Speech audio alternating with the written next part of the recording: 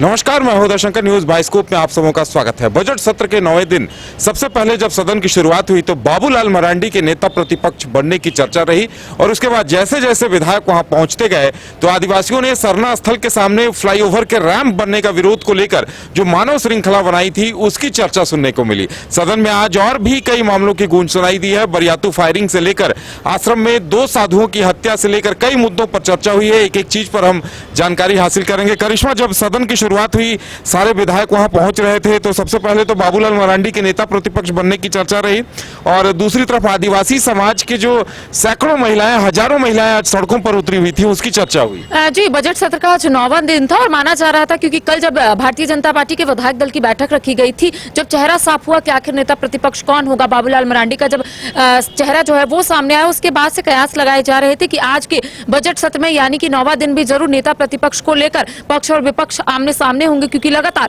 सत्ता पक्ष के विधायक एक ही बात उठाते हुए नजर आ रहे थे कि नेता प्रतिपक्ष है नहीं।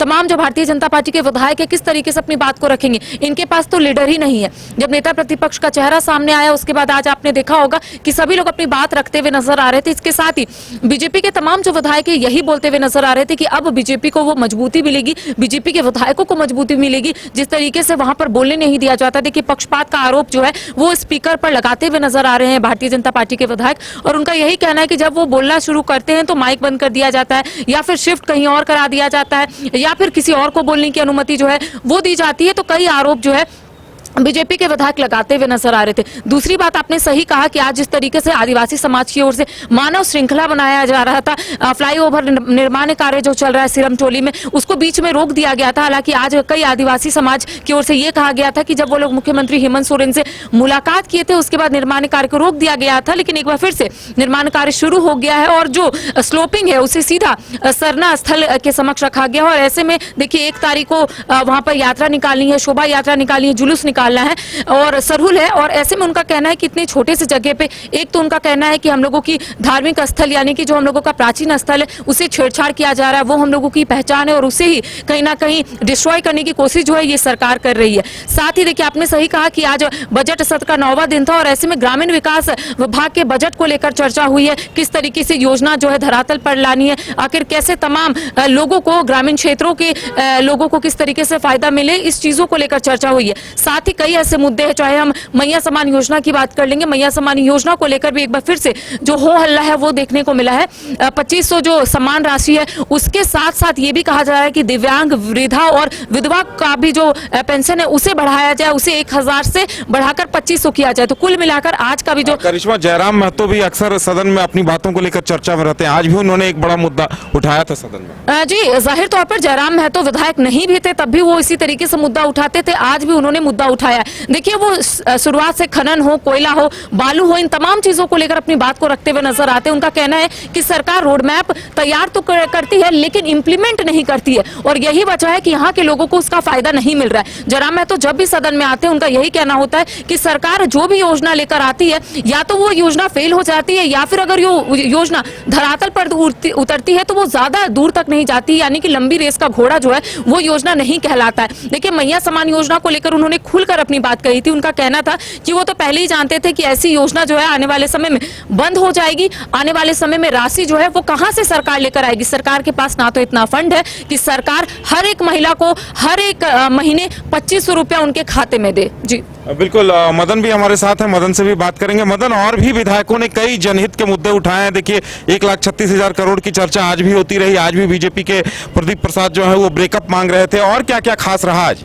देखिए, सबसे अलग जो तस्वीर आज सदन के भीतर रही है, हालांकि ये कहा जाता है जब कार्यवाही स्थगित हो जाती है और उसके बाद जो चीज़ें होती है वो सदन के बाहर की प्रॉपर्टी नहीं होती है, लेकिन एक अलग तस्वीर है कि जब नेता प्रतिपक्ष के नाम की घोषणा हुई, उन्हें विधानसभा से मान्यता दी गई, उसके बाद कई विधायकों ने उन्हें बधाई दी और मुख्यमंत्री हेमंत सोरेन खुद उनके चेयर तक पहुंचे, जहां उनके सिटिंग जगह है वहां तक पहुंचकर जो है उनको बधाई दिया। कल्पना सोरेन उनके पैर छू करके एक तरह से उन्हें बधाई दी, आशीर्वाद भी लिया उनसे। तो ये एक अलग तस्वीर है कि सियासत में जो वैचारिक लड़ाई है वो चलती रहती है, लेकिन अगर किसी की हार हो और किसी की जीत हो तो उसको स्वाभाविक रूप से लोग स्वीकार करते हैं।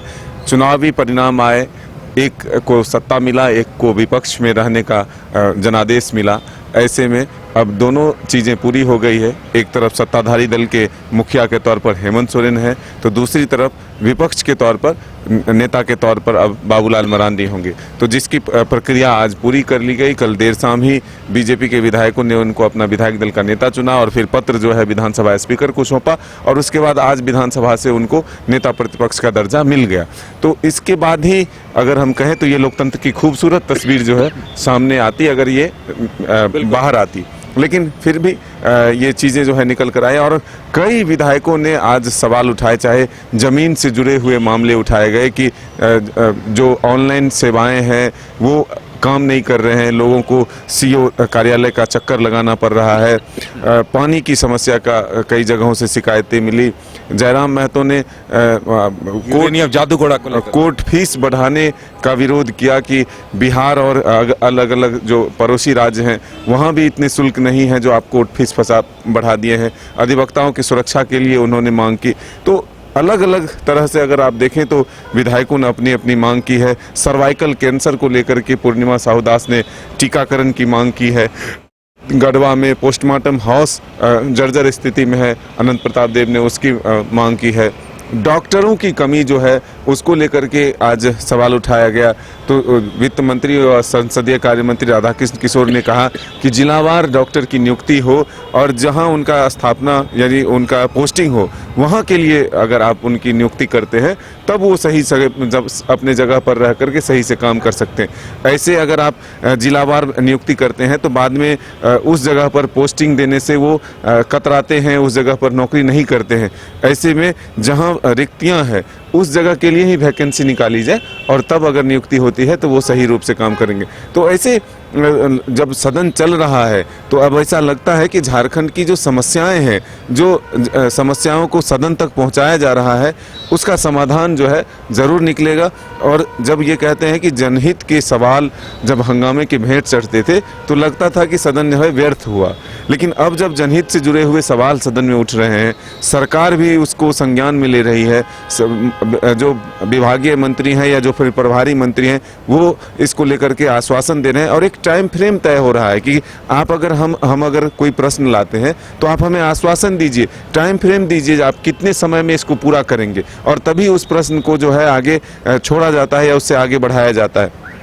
तो ये एक खूबसूरत तस्वीर जो है निकल कर आ रही है। अभी कई सड़कों की बात उठी, मांडू के विधायक उन्होंने कहा कि 1977 के बाद सड़कें नहीं बनी। तो लगता है कि आज तमाम विधायकों ने अपने अपने क्षेत्र की जो समस्याएं हैं, मुश्किलें हैं, उनका ब्यौरा भी रखा है। बिल्कुल, ये जरूर जो ध्यानाकर्षण, तारांकित और अल्पसूचित प्रश्न जो होते हैं, शून्यकाल जो होते हैं, सभी के माध्यम से अधिक सवाल जो है सदन में पहुंच रहे हैं और इससे ये लगता है कि सरकार भी काम कर रही है और जो कमियां हैं वो दूर हो रहे हैं, जो नाकामियां हैं उसको उजागर किया जा रहा है, जो अधिकारियों की लापरवाही है उसको सदन में लाया जा रहा है। तो जो एक सदन जिस मकसद से बनाया गया, जो एक मंदिर लोकतंत्र का कहा जाता है, वहां पर अगर ये सारी चीजें पहुंच रही है तो इससे ये जरूर सोचा जा सकता है। में काफी सार्थक चर्चा हुई है। करिश्मा, आज आप सदन से निकलकर जो आदिवासी समाज के युवक युवतियां और हजारों की संख्या में महिलाएं थी वो विरोध कर रही थी और ये भी सदन में मुद्दा बना। बाद में बाबूलाल मरांडी ने इस मुद्दे को उठाया भी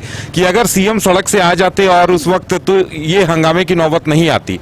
जी देखिए, पहले आदिवासी समाज मानव श्रृंखला बना रहे थे और शांतिपूर्ण तरीके से अपनी बात को सदन तक पहुंचाने की कोशिश कर रहे थे ताकि पक्ष हो या फिर विपक्ष सदन के पटल पर ये बात रखते। लेकिन जब उन्हें ये पता चला कि मुख्यमंत्री हेमंत सोरेन अरगोड़ा के रास्ते से नहीं बल्कि रिंग रोड के रास्ते से सीधा विधानसभा जाते हैं, तो ऐसे में जो भी आदिवासी समाज के लोग हैं वो काफी आक्रोशित हो जाते हैं और उसके बाद चक्का जाम करने की कोशिश करते हैं। हालांकि रोड जाम होता है, चारों तरफ से घेर लिया जाता है और तमाम जो आदिवासी समाज के लोग हैं यही बोलते हुए नजर आते हैं कि मुख्यमंत्री हेमंत सोरेन से उनसे पहले ही मुलाकात हुई थी। उन्होंने आश्वस्त किया था कि निर्माण कार्य को रोक देंगे और जो इन लोगों की मांग है, यानी कि जो स्लोपिंग है, जो वहां पर आ रहा है, जो रैंप है, जो सरना स्थल के समक्ष आ रहा है, उसे थोड़ा पीछे कर दिया जाएगा। कुछ आने वाले समय में इसको लेकर सरकार पहल करेगी। लेकिन जब उन्हें यह पता चला कि मुख्यमंत्री हेमंत सोरेन तो सदन पहुंच चुके हैं और यहां से वो नहीं गूंज रहे हैं, उसके बाद जितने भी लोग थे जिनसे मेरी बातचीत हुई उनका यही कहना था कि सदन में बात उठे नहीं उठे, वैसे उनसे से उनको मतलब नहीं है।